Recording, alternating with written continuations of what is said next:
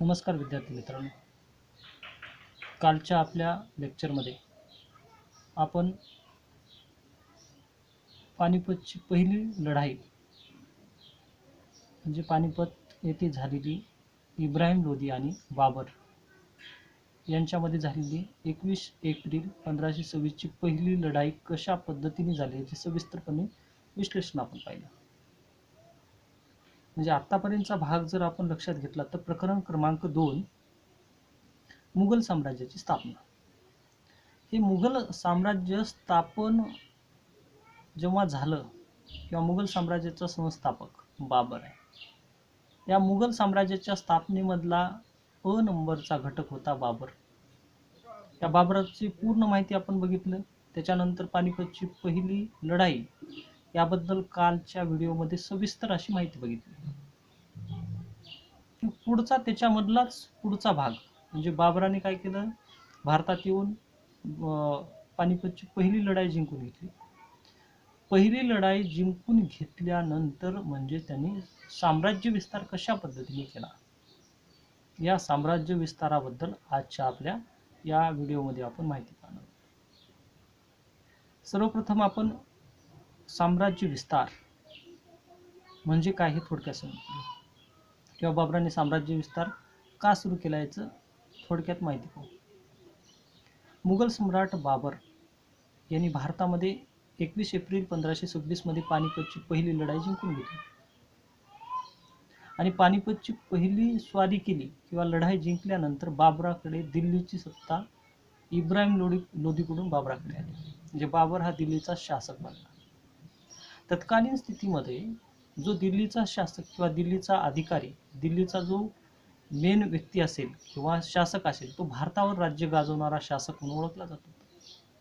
तत्कालीन स्थितीमध्ये बरेच असे काही हिंदू असतील, मुस्लिम असतील ते शासक होते, परंतु प्रत्येकांची स्वतंत्र राज्यव्यवस्था होती. प्रत्येक जण स्वतंत्र होते, प्रत्येक जण आपला स्वतःला राजा म्हणून समजत होता. तशाच पद्धतीने काबूलमधून आलेला हा बाबर यांनी भारतामध्ये 1526च्या कालखंडामध्ये सत्ता प्रस्थापित केली आणि मुघलांची सत्ता भारतामध्ये स्थापित झाली. मग या बाबराने भारतामध्ये सत्ता स्थापन केल्यानंतर इथे स्थायिक झाला, या ठिकाणीच राहू लागला. काबूलचं राज्य सुद्धा त्यांनी तशाच पद्धतीने कारभार करायला सुरुवात केली. इथूनच भारतातूनच त्या ठिकाणी काही व्यक्तीची नेमणूक करून भारतामधूनच काबूलचं राज्य सुद्धा तिथला राज्यकारभार पाहू लागला. त्याचबरोबर भारतामधले जे काही मुघल सल्तनत आहे या सर्व संस्थानाची माहिती सुद्धा त्यांनी काढायला सुरुवात केली. यामध्ये पानिपतची पहिली लढाई जिंकून घेतल्यानंतर आता साम्राज्य विस्तार करायला सुरुवात केली. बाबर हा शूर, पराक्रमी आणि धाडसी नेतृत्व असणारा सेनानायक होता. त्यांनी बऱ्याच अशा आपल्या मायभूमीमध्ये बऱ्याच जणांचा पराभव केला होता. काबूलवर सत्ता प्रस्थापित केली होती. इराणी असेल, तुर्की असेल, जे काही हिंसक पद्धतीने आक्रमण करणाऱ्या टोळ्या असतील, अशा सर्व जे काही राजकीय स्थिती असेल यांना बंदोबस्त करण्याचं काम केलं होतं. आणि तत्कालीन स्थितीमध्ये मुघलावर आक्रमण करण्याची धाडस कोणाला नव्हतं. म्हणजे तत्कालीन स्थितीमध्ये मुघल हा एक प्रबळ शासक म्हणून भारतामध्ये प्रचलित झाला. पानिपतची पहिली लढाई जिंकली, त्यांनी दिल्लीवर सत्ता प्रस्थापित केली, पण त्याचबरोबर दिल्लीच्या अवतीभोवती किंवा भारतात इतर ठिकाणी बरेच असे शासक होते, ते स्वतःला राजा म्हणून समजत होते. त्यावेळेस दिल्ली तर मिळवली, परंतु इब्राहिम लोदीची सत्ता तर मिळवली, पण बाकीचा जो भाग मिळवायचा यासाठी एक साम्राज्य विस्ताराची पार्श्वभूमी कोणाची निर्माण झाली तर बाबराची झाली.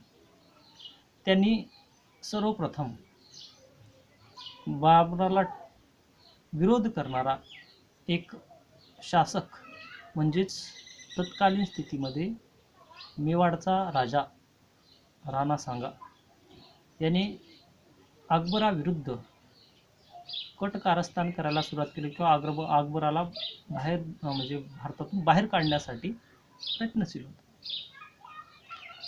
पानिपतच्या पहिल्या लढाईच्या वेळेस बाबराला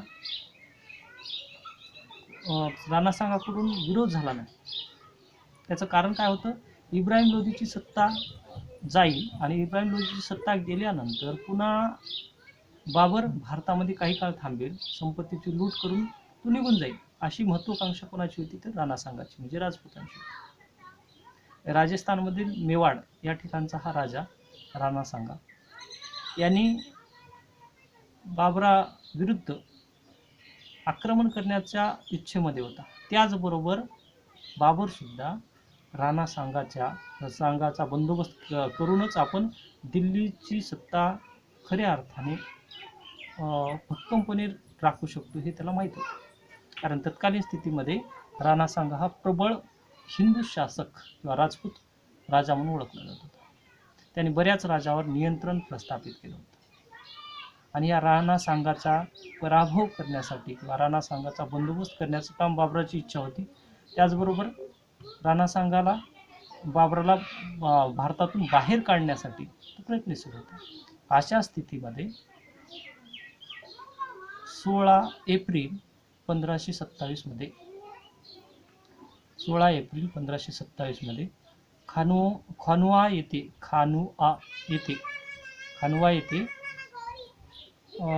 एक लढाई झाली. मग ती लढाई राणा सांगा आणि बाबर यांच्यामध्ये झाली. आता या लढाईमध्ये राणा सांगाचे जे सैन्य होतं यांनी प्रखरपणे विरोध करायला सुरुवात केलं, आक्रमण केली, पण बाबराची सैन्य शक्ती प्रबळ होती. आपण पानिपतच्या पहिल्या लढाईमध्ये विस्तृत असं विवेचन केलं. त्याच्यामध्ये तोफखाना असेल, बंदुका असतील, अत्याधुनिक शस्त्रास्त्र असेल, तुलुगमा नावाची पद्धत असेल, ह्या सर्व पद्धतीचा त्यांनी वापर केला होता. तीच पद्धत खानवाच्या युद्धामध्ये सुद्धा त्यांनी सुरुवात केली. आणि तत्कालीन स्थितीमध्ये 1527 मध्ये जी खानवाची लढाई झाली, त्या खानवाच्या लढाईमध्ये राणा सांगा याच्या बाजूने हसन खा मेवाती आणि मोहम्मद लोधी, त्याचबरोबर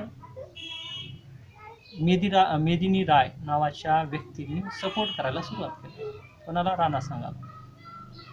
राणा सांगा हा प्रबळ शासक, हिंदू शासक करता होता, पण त्या राणा सांगाला एक पाठिंबा दिल्यानंतर बाबराला बाहेर काढता येईल असं इब्राहिम लोधीच्या वंशजातील जो मोहम्मद लोधी आहे यांनी सुद्धा पाठिंबा द्यायला सुरुवात केली. त्याचबरोबर आलम खान लोधी असेल, त्याचबरोबर मेदिनी राय यांनी सपोर्ट करायला सुरुवात केली. पण बाबराच्या सैन्यशक्तीपुढे कोणतीही बाजू भक्कम टिकू शकली नाही. आणि अशा स्थितीमध्ये या युद्धामध्ये बाबराच्या सैन्याकडून ज्या राणा सांगाच्या सैन्याचा पराभव झाला आणि या पराभवानंतर बाबराने सर्वप्रथम जिहाद म्हणजे या पराक्रम किंवा हे जे युद्ध करायचं होतं त्याच्या अगोदर त्याने शपथ घेतली की जिहाद म्हणजेच इस्लामची रक्षा करण्यासाठी हे धर्मयुद्ध आहे असं आपल्या सैनिकाला सांगितलं. अशा पद्धतीचं विधान केल्यानंतर सैन्यामध्ये सुद्धा उत्स्फूर्त असं वातावरण निर्माण झालं. त्याचबरोबर मुसलमानावर लावले जाणारे कर होते ते सर्वपणे हटवून टाकले.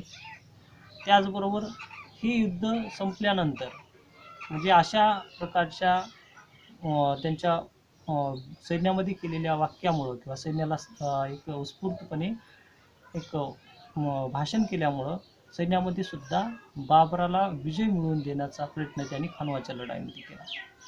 तर त्या विजयानंतर बाबराने स्वतःला गाजी नावाची पदवी स्वतःकडे घेतली.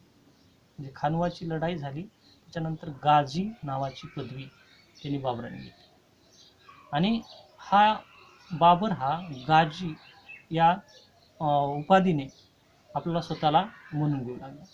आता या पानिपतच्या लढाईनंतर खानवाची लढाई झाली होती आणि खानवाच्या लढाईमध्ये तत्कालीन स्थितीमध्ये बाबर हा सुन्नीपंथीय मुस्लिम असल्यामुळे त्यांनी बऱ्याच कर जे असतील ते सर्व कर त्यांनी रद्द केले, म्हणजे मुसलमानावर असलेले. त्याचबरोबर खानवा युद्धानंतर सुलतानाऐवजी पादशहा ही उपाधी धारण केली. खानवाच्या लढाईनंतर तो पादशहा ही उपाधी त्यांनी धारण केली.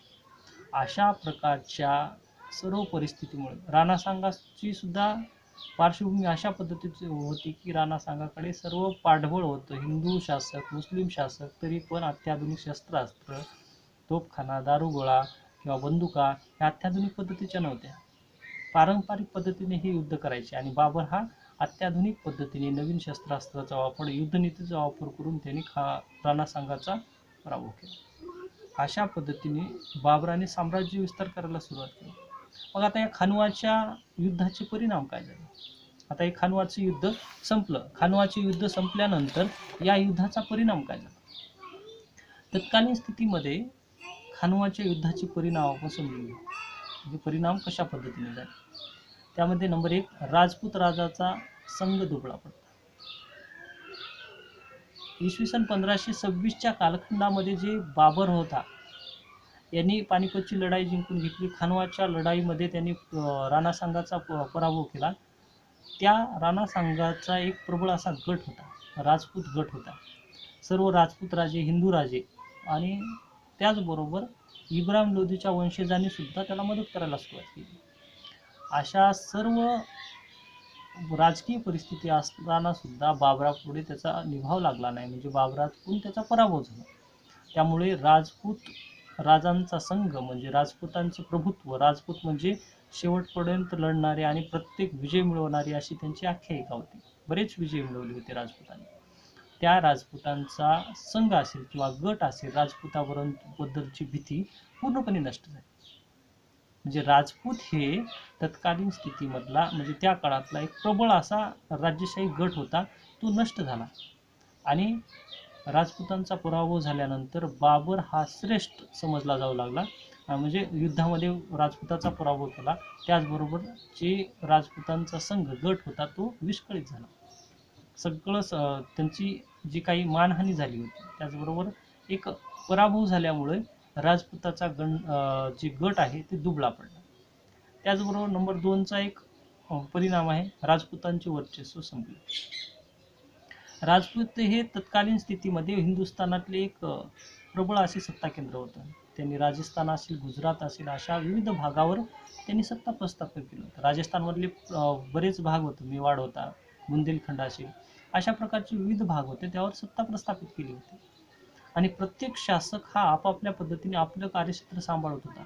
पण बाबर हा विदेशातून आलेला, काबूलमधून आलेला, त्याच्या युद्धतंत्राचं माहिती जास्त पद्धतीने होती आणि त्याने अत्याधुनिक शस्त्रास्त्र वापरले आणि पारंपरिक युद्धाऐवजी नवीन पद्धतीचा वापर केला. आणि तत्कालीन स्थितीमध्ये बाबराकडून राणा सांगाचा पराभव झाला. त्यामुळे राजपूतांचं अस्तित्व संपलं. म्हणजे तत्कालीन स्थितीमध्ये राणा सांगा हा 1526च्या कालखंडामध्ये सर्वात प्रभावी किंवा सर्वात श्रेष्ठ दर्जाचा किंवा युद्धकुशल असा राजपूत राजा म्हणून समजला जात होता. त्याचाच पराभव झाल्यानंतर राजपूतांचं वर्चस्व संपलं आणि राजपूतांचे जे काही राजपूताबद्दल भीतीचं वातावरण होतं, राजपूत पराक्रमी, शूर, ही प्रतिमा काही प्रमाणात नष्ट झाली. त्याच्यानंतर खानवाच्या युद्धाचे पुढचा एक परिणाम आहे, बाबराच्या जीवनात नव्या पर्वाला सुरुवात झाली. बाबर हा सर्वप्रथम त्यांनी पानिपतची लढाई जिंकून घेतली आणि ही लढाई जिंकून घेतल्यानंतर त्यांनी दिल्लीवर सत्ता प्रस्थापित केली. पण त्याला समजलं की दिल्लीवर सत्ता प्रस्थापित आपण तर केलीच, तर त्याबरोबर भारतात म्हणजे शेजारील जे काही राजे आहेत यांचा सुद्धा बंदोबस्त केला पाहिजे. त्याच्यामधला राणा सांगा हा बाबराला टक्कर देणारा, म्हणजे बाबराची योग्यता असणारा, बाबराच्या बरोबरीचा असा राजा होता. त्याचा सुद्धा पराभव केला पाहिजे हे त्याला समजलं आणि त्याचा पराभव झाल्यानंतर बाबराच्या नवीन जीवनाला सुरुवात झाली, म्हणजे नवीन अशा पर्वाला सुरुवात झाली. तोच कालखंड म्हणजे मुघल कालखंड म्हणून पुढे आला. म्हणजे बाबराच्या नव्या काळास किंवा बाबराच्या जीवनात नवा असा काळ आला आणि स्वतःची मुघल सल्तनत भारतामध्ये स्थापन झाली. नंबर 4चं कारण आहे खानवाच्या युद्धाचे परिणाम, मुघल सत्तेची स्थापना. 1526 त्यांनी काय केलं, मुघल सत्तेची स्थापना केली आणि या सत्तेच्या माध्यमातून अनेक ठिकाणी साम्राज्य विस्तार करायला सुरुवात केली. भारतातल्या अनेक भागामध्ये त्यांनी साम्राज्य विस्तार करायला सुरुवात केली आणि ती सत्ता म्हणजे 1526 पासून 1857 पर्यंत, म्हणजे 1857चा उठाव होता त्यावेळी सुद्धा या मुस्लिम शासक करते म्हणजे जो काही मुघल शासक असतील यांनी भाग घेतला होता. हे आत्तापर्यंतचा भाग म्हणजे 1526 ते 1857 पर्यंत म्हणजे बाबराचे वंशज हे दीर्घकाळ टिकून होते. आणि ह्या मुघलांच्या सल्तनत नंतर भारतामध्ये कोणती आली तर इंग्रज आले. म्हणजे प्रबळ अशी सत्ता दीर्घकाळ टिकून तर राहिलीच, पण निर्माण करणारा हा बाबर सत्तेचा संस्थापक झाला. अशा बाबराच्या दुसऱ्या लढाईनंतर भारतातली ही दुसरा विजय होता त्याचा, की मोठ्या प्रमाणात झालेला विजय. म्हणजे 1526च्या अगोदर सुद्धा त्यांनी काही लढाया केल्या होत्या, पण पानिपतची पहिली लढाई 21 एप्रिल 1526 मध्ये झालेली लढाई, त्याच्यानंतर खानवाची लढाई 1527 मध्ये झालेली लढाई. या खानवाच्या लढाईनंतर तत्कालीन स्थितीमध्ये अन्य काही लढाया झाल्या आणि 2 लढाया झाल्या होत्या. म्हणजे ही काय झाली होती, सर्वप्रथम आपण कालच्या पिरियडमध्ये पानिपतची लढाई समजून घेतलं. या पिरियडमध्ये आता या प्रकरणामध्ये सुरुवात करता आपण खानवाची लढाई, बाबर विरुद्ध जे काही राणा सांगा, राजपूत राजा यांची झालेली युद्ध, याच्याबद्दल माहिती पाहिली. आता पुढची एक तिसरी लढाई म्हणजे पानिपतच्या लढाईनंतर दुसरी लढाई, ती होती चंदेरीची लढाई.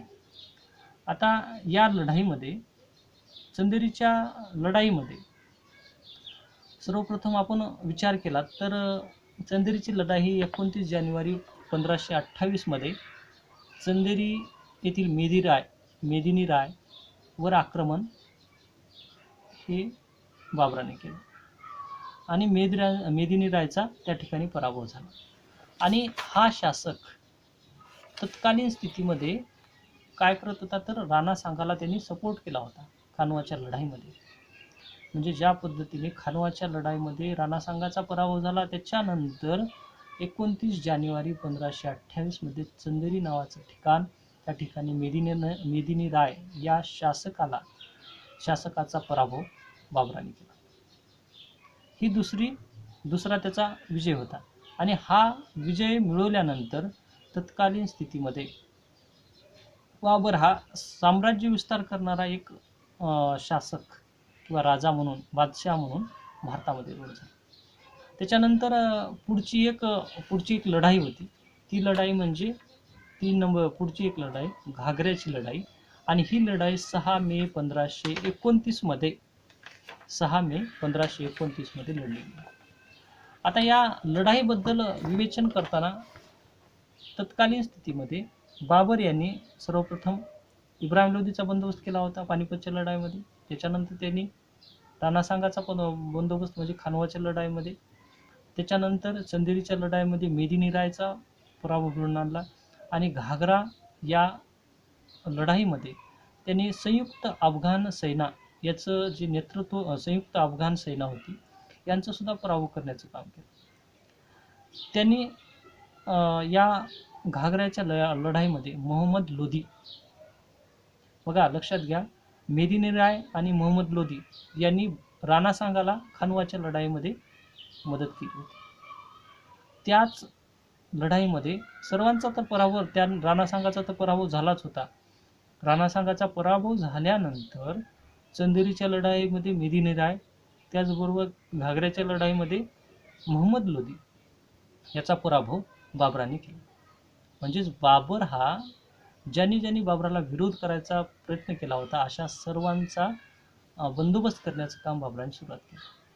आणि तत्कालीन स्थितीमध्ये बाबर हा भारतामधल्या ज्या प्रबळ सत्ता होत्या, ज्या बाबराला विरोध करणारे राजघराणे, वंशज होते किंवा राजे होते, त्यांचा बंदोबस्त करण्याचं काम केलं.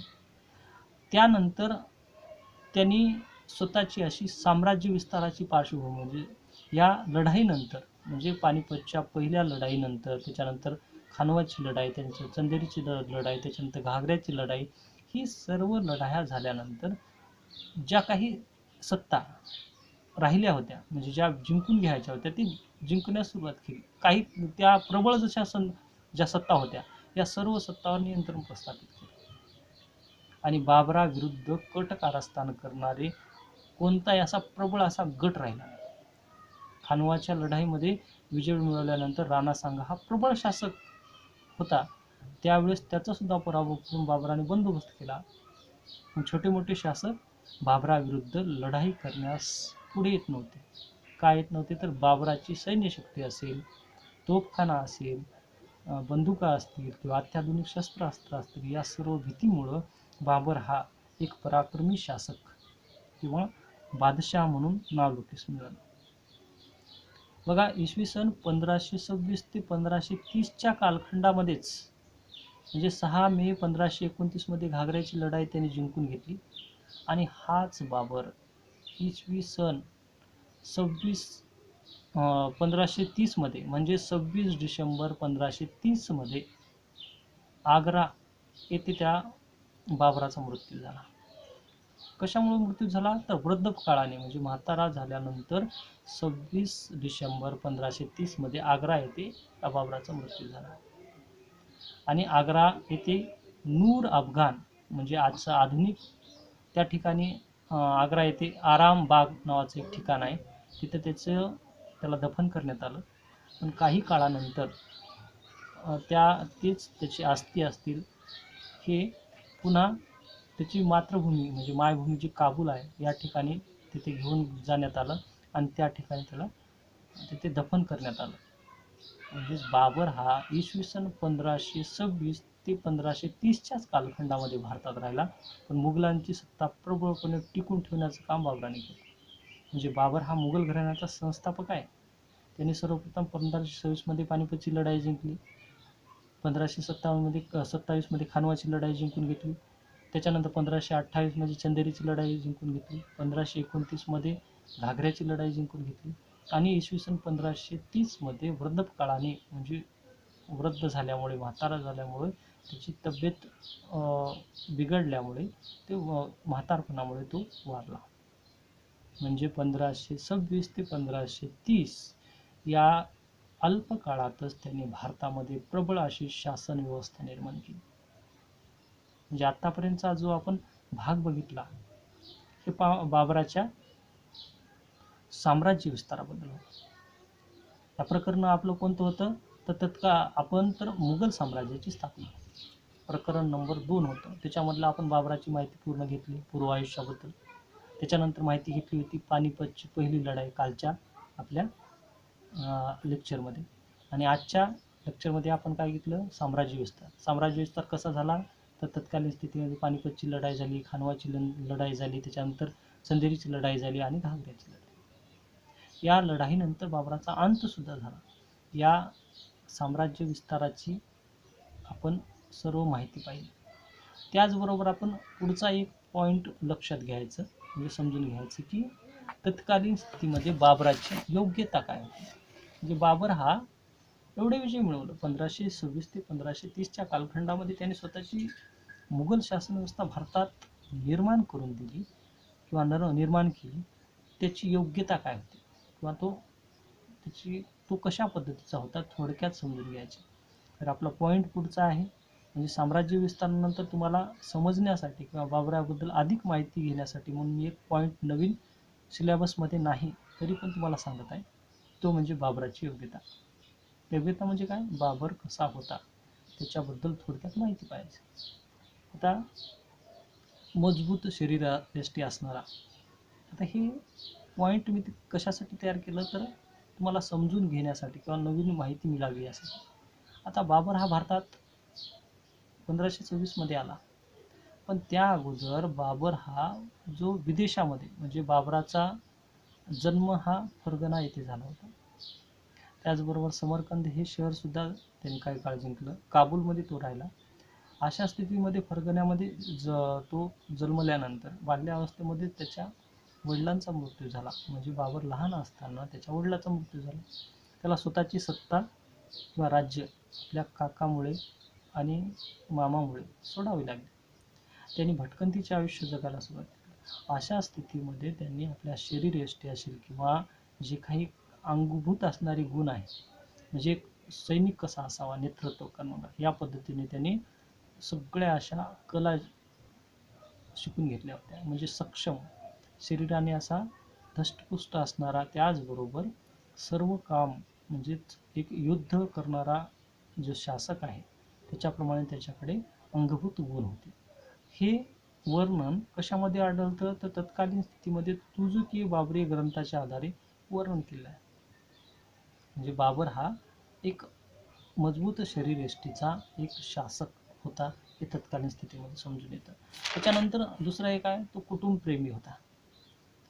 बाबराच्या युद्धस्थितीमध्ये सैन्याचा वापर करताना त्यांनी जे सैन्य आहे या सैन्याबद्दल त्यांनी आपुलकीची भावना ठेवली होती. कारण बाबर हा सैन्यप्रिय किंवा सैन्याची जी काही अडचणी असतील, हालापेष्टा असतील, त्या समजून घेणारा होता, त्यांना नगदी वेतन देणारा होता.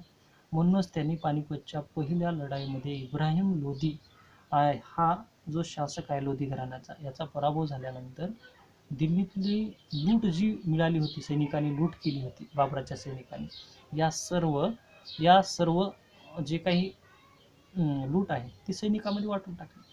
सैनिकांमध्ये काय झालं, उत्साहाचं वातावरण निर्माण झालं की बाबराने आपल्याला काय दिलं आहे, तर ही सर्व संपत्ती दिली आहे. त्यांनी काही संपत्ती ठेवून घेतली नाही, ती संपत्ती सर्व सैन्यामध्ये वाटून टाकली.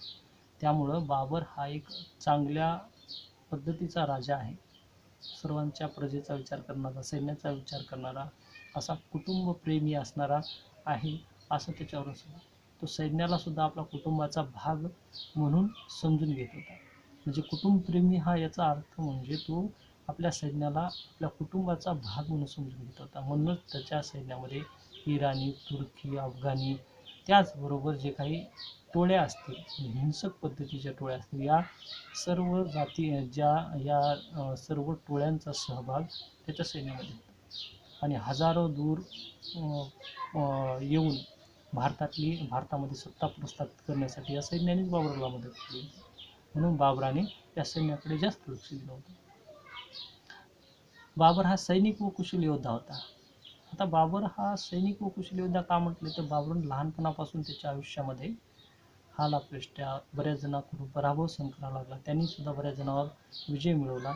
त्यावेळेस त्यांनी नवीन युद्धतंत्राचं किंवा नवीन जे युद्ध आहे या सर्वांची माहिती मिळवली होती. अनेक वेळेस त्यांना बऱ्याच अनुभव आले होते, म्हणजे बऱ्याच राजाशी त्यांनी युद्ध केलं होतं. त्या सर्व कला त्याला माहीत होत्या आणि या सर्व कलेचा वापर त्यांनी पानिपतच्या युद्धात सुद्धा केलं होतं, खानवाच्या युद्धात केलं होतं, त्याच्यानंतर चंदेरी असेल, घाघरा असेल, या सर्व लढाईमध्ये पूर्ण त्यांनी युद्धात वापर केला होता. त्यामध्ये त्यांनी अत्याधुनिक तोफखाना वापरला होता. तोफेचा वापर सर्वप्रथम भारतामध्ये बाबराने केला. त्याचबरोबर त्यांनी बंदुका असतील त्याचा वापर केला गेला. तुलुगमा नावाची पद्धत आणली. सैन्यामध्ये शिस्तबद्धता आणली. अत्याधुनिक शस्त्रास्त्र आणली. म्हणून तो एक कुशल योद्धा होता. हा 3 नंबरचा पॉईंट म्हणजे सैनिक व कुशल योद्धा हा बाबर होता. त्याच्यानंतर 4 नंबरचा पॉईंट धार्मिकता. बाबराचा जो धर्म होता इस्लाम होता, पण बाबर हा सुन्नीपंथी असल्यामुळे त्यांनी तत्कालीन स्थितीमध्ये आपल्या धर्मानुसार आणि धर्माचा प्रसार, इस्लाम धर्माचा प्रसार करण्यासाठी त्यांनी प्रयत्न करायला सुरुवात केली आणि त्यांनी बऱ्याच भारतामध्ये मकबरे सुद्धा स्थापन केले. इस्लाम धर्मासाठी प्रोत्साहन देण्यासाठी बऱ्याच ठिकाणी मस्जिदी, मकबऱ्याची स्थापना केली. त्याचबरोबर नंबर 5चा घटक आहे साम्राज्य संस्थापक. बाबर हा 1526 मध्ये भारतात आला, सत्ता प्रस्थापित केली त्यांनी. तो एक स्वयंपूर्ण म्हणजे स्वतःच्या हिमतीवर, ताकदीवर, पराक्रमावर त्यांनी मिळवलेला हा विजय होता. आणि तो विजय म्हणजे काबूलपासून ग्वाल्हेरपर्यंतचा प्रदेश त्यांनी जिंकून घेतला होता. त्याचपासून भूतानपासून बिहारपर्यंतचा प्रदेश सुद्धा त्याच्या राज्यामध्ये तत्कालीन स्थितीमध्ये बाबराच्या अंतर्गत आला होता. म्हणजेच बाबर हा तत्कालीन स्थितीमध्ये त्यांनी राज्यविस्तार वाढवायला सुरुवात केलं. बऱ्याच जणांना जहागिरी दिली. त्या जहागिरीच्या माध्यमातून त्यांनी साम्राज्य विस्तार करायला सुरुवात केली. जहागिरीची पद्धत सुद्धा त्यांनीच काढली. वेगवेगळ्या भागामध्ये सैन्याची विभागणी त्यांनी केली आणि तो पुढे एक त्याच्या साम्राज्याचा विस्तार झाला. आता बाबराचे इतिहासातील स्थान काय, पुढचा पॉईंट 6 नंबरचा. इतिहासकार डॉक्टर स्मिथ यांच्या मते बाबर हा आशिया खंडातील सर्वाधिक लोकप्रिय सम्राट, राजा किंवा बादशहा म्हणून लोकप्रिय झाला. आशिया खंडामध्ये त्याच्यासारखं प्रबळ असं युद्धतंत्र, त्याचबरोबर साम्राज्य, कमी वेळामध्ये त्यांनी साम्राज्य विस्तार केला होता. म्हणजे तत्कालीन स्थितीमध्ये आशिया खंडातील तो एक सर्वाधिक लोकप्रिय शासक म्हणून नावारूपास आला. नंबर 7चा पॉईंट आहे बाबराच्या आत्मचरित्र. बाबराने आपण पहिल्या प्रकरणामध्ये माहिती पाहिली की वाङ्मयीन सरणामध्ये बाबराचं एक आत्मचरित होतं, त्याचं नाव होतं तुझुकी बाबरी. हे तुर्की भाषेमध्ये त्याने लिहिलं होतं. आणि हे बाबराने स्वतःचं आत्मचरित्र लिहिलं. त्या आत्मचरित्रामध्ये त्यांनी काय सांगितलं, तर स्वतःच्या गुण व दोषाबद्दल माहिती लिहिली, सैन्याबद्दल माहिती लिहिली, त्याचबरोबर भारतातील सौंदर्य असतील त्यामध्ये भारतातले प्रदेश, पशुपक्षी, हवामान, जे काही वृक्ष, भारतीय व्यक्ती, त्यांची राहणीमान, त्याचबरोबर भारतातील उद्योगधंदे या सर्वांची माहिती लिहिली. भारतातले फळं असतील, पक्षी असतील, त्याच्यानंतर जे काही फुलं असतील या सर्वाबद्दल माहिती लिहिली. आणि बाबराला काय होतं, तर बागकामाची आवड होती, त्याला छंदसुद्धा होता. अशा सर्व बाबीची माहिती तुझुकी बाबरीमध्ये लिहिली होती.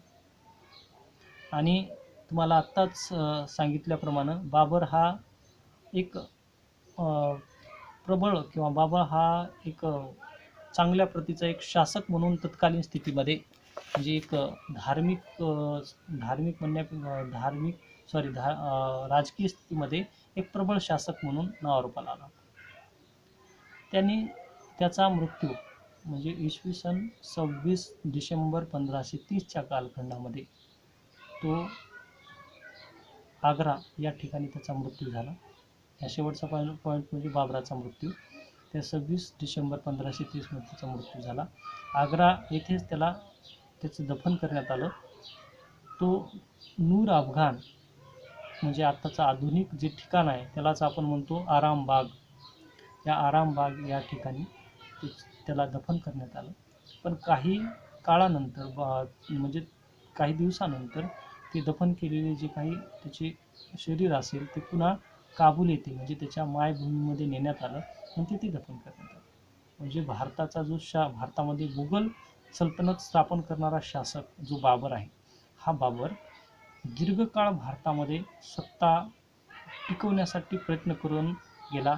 म्हणजे त्याचं आयुष्य हे भारतात फक्त 1526 ते 1530च्या कालखंडातच आहे. आणि या काळामध्ये त्यांनी दरवर्षी असं स्वतःच्या साम्राज्यामध्ये वाढ केली आणि तो नावारूपाला आला.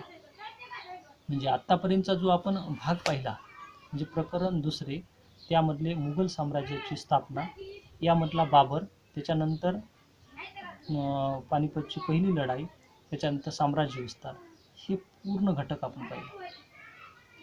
ह्या मुघल साम्राज्याची स्थापना यामधला अ नावाचा घटक होता. तुम्हाला सिलेबस दिलेला आहे, त्या सिलेबसमध्ये तुम्ही पाहू शकता. तर उद्याच्या आपल्या प्रकरणामध्ये आपण ब घटक म्हणजे प्रकरण दुसऱ्यामधलाच ब नावाचं एक पॉईंट आहे, त्याच्यामध्ये शेरशाह सुरी या शासकाबद्दल माहिती पाहिजे. म्हणजे बाबर संपला की आता हुमायूनची माहिती पाहायचं नाही, तर सिलेबसनुसार आपल्याला जो भाग आहे त्या भागाची आपल्याला माहिती पाहिजे. तर सर्वप्रथम आपण बाबराबद्दल माहिती पाहिली, पानिपतच्या युद्धाबद्दल, त्याच्यानंतर साम्राज्य विस्ताराबद्दल. आणि ह्याच्या पुढचा भाग म्हणजे शेरशाह सुरी नावाचा एक शासक होऊन गेला. त्यांनी दिल्लीवर सत्ता प्रस्थापित केली होती. त्या हुमायूनवर त्यांनी विजय मिळवला, म्हणजे बाबराच्या पुत्रावर त्यांनी विजय मिळवला होता. आणि त्यांनी साम्राज्य विस्तार कसा केला, म्हणजे त्यांनी साम्राज्य विस्तार कसा केला, सुधारणा कशा घडून आणल्या राजकारणात, राज्यकारभाराची व्यवस्था कशी होती, या सर्व बाबीची माहिती आपण उद्याच्या आपल्या लेक्चरमध्ये पाहणार आहोत. म्हणजे आज आपण पहिला भाग म्हणजे बाबराचा साम्राज्य विस्तार कसा झाला भारतात. म्हणजे आज प्रकरण दुसरामधला अ नंबरचा घटक म्हणजे बाबर, पानिपतची पहिली लढाई, त्याचबरोबर बाबराचा साम्राज्य विस्तार, हा घटक पूर्णपणे संपलेला आहे. उद्याच्या घटकात आपण शेरशाह सुरीबद्दल माहिती पाहणार आहोत.